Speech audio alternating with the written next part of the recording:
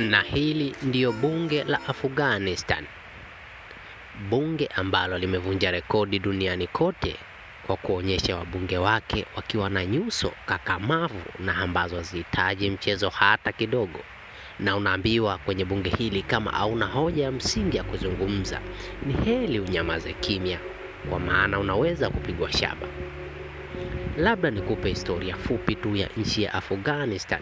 Mnamo mwaka 1919 nchi ya Afghanistani ilipata uhuru wake, na mnamo mwaka 1979 Wasovieti waliingia na kuisumbua nchi ya Afghanistan, na mwaka 1979 mpaka 1989 vita vya wenyewe kwa wenyewe viliendelea katika nchi hii ya Afghanistan.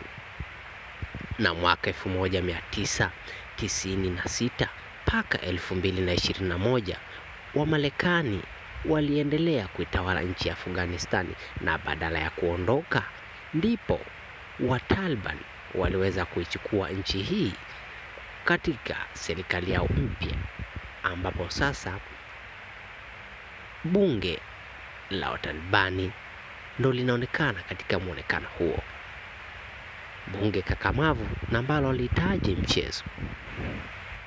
Historia fupi unaotakiwa kuijua ya nchi ya Afghanistani: mnamo karne ya 18 maelfu ya watu yaliwahi kuishi, kwa mfano kama vile Wagiriki, Alexander Mkuu, pamoja na Waarabu wa Kiislamu na wengine wengi waliwahi kuishi.